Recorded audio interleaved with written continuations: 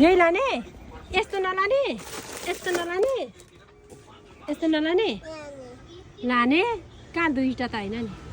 होइन यसले यस्तो मन पराउँदैन यस्तै मन पराउँछ अब अर्को लैजाउँ अरे त्यो दिनु होस् एउटा मात्रै लाने दुईटामा एउटा मात्रै लाने है यो लाने यही लाने अरे देखिस् नि ल मन परेको गिफ्ट मामाले किनिदिनु भएको है ल यहाँ हाल्नु न उसको सामान आफै बोकेको